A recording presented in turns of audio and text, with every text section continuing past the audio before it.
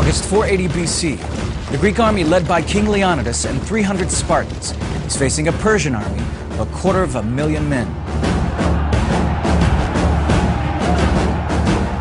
The Persian king Xerxes watched in disbelief as 700 Greek troops formed up at the valley entrance. They lined up in a phalanx formation. The phalanx was a forest of spears. The commander would signal for the push, the rear ranks pushing forward and pressing their shields against the backs of the men in front, and you pushed against the forces opposing you and literally tried to shove them backwards and drive them off the field.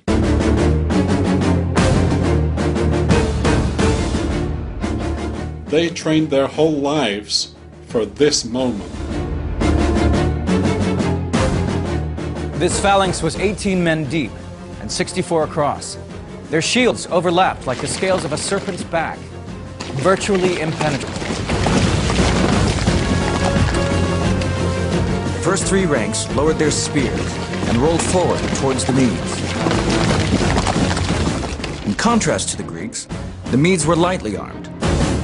They carried light wickerwork shields and spears. Before they advanced, the Mede archers fired a volley into the phalanx.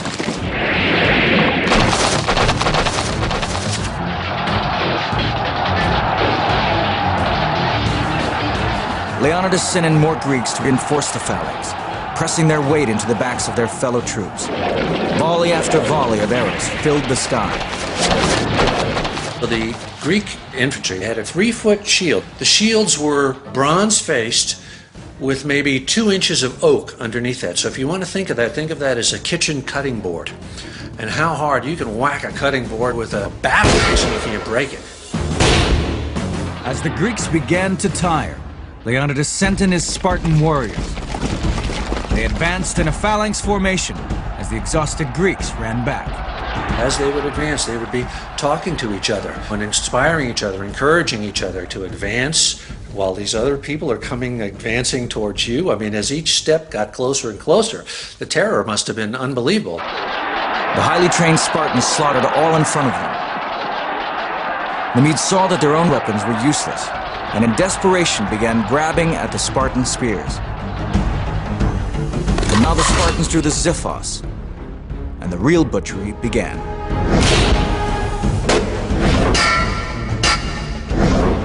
Are you hungry? Are you tired? Are you thirsty? Are you wounded?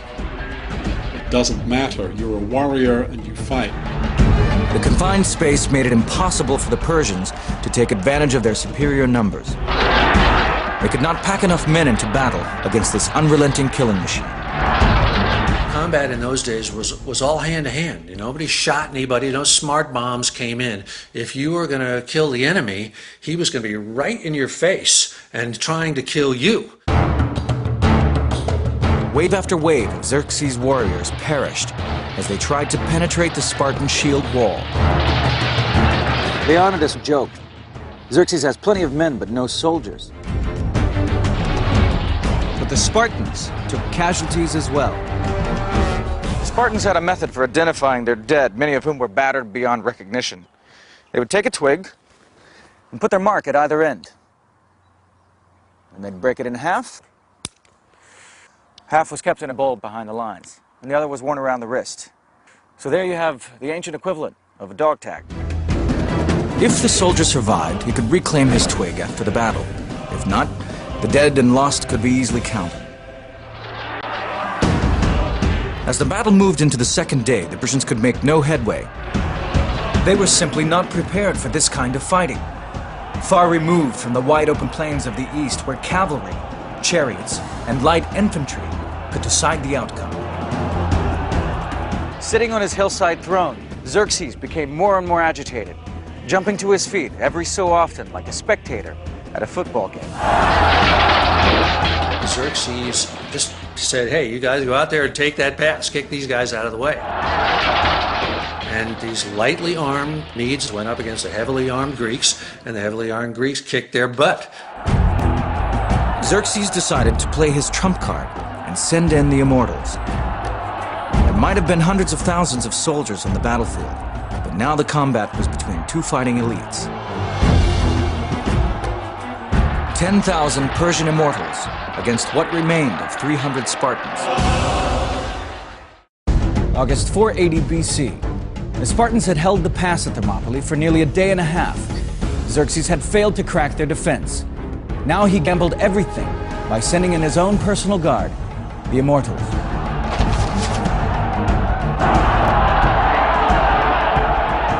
They were a magnificent sight.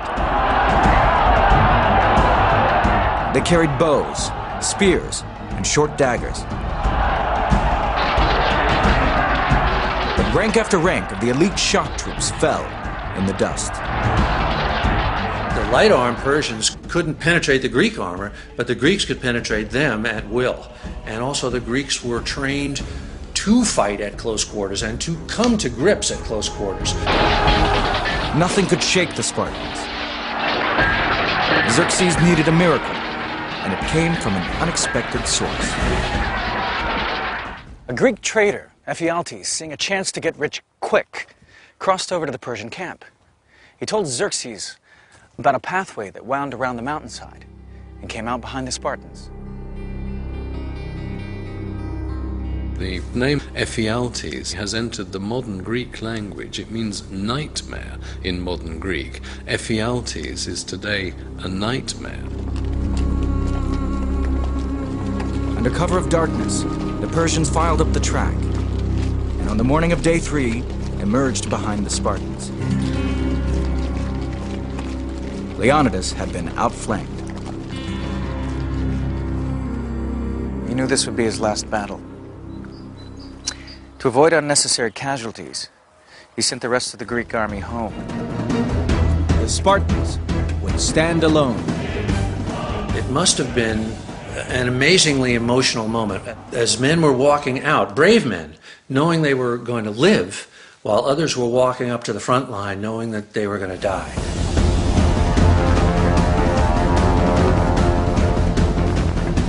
One of the Greeks had warned, the Persians have so many archers that their arrows will blot out the sun. Well said the Spartan Dionykes, we will fight in the shade.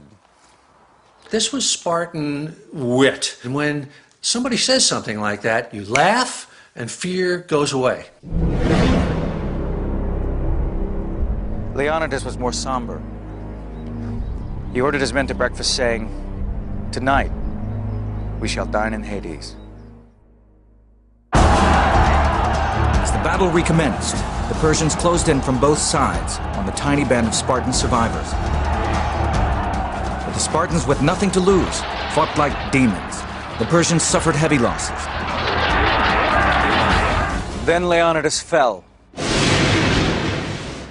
His Spartan soldiers rushed forward to save his body from capture and mutilation. The fact that the Greeks fought in the way they did to preserve his body from the Persians at the moment of final defeat again symbolizes how important the position, the status, the role of the king, the leader, actually was. Xerxes now decided to bring this battle to a quick end. He had tried to fight soldier to soldier in the honorable tradition of his Persian ancestors, but he could not break the Spartans. He had lost nearly 10,000 men, including 2 of his own brothers. He decided to withdraw his troops. He would finish the Spartans off at a safe distance with arrows. The Spartans regarded the bow as a weapon for cowards because it killed from a distance. Thousands of arrows rained down on the broken Spartans until not one was left standing.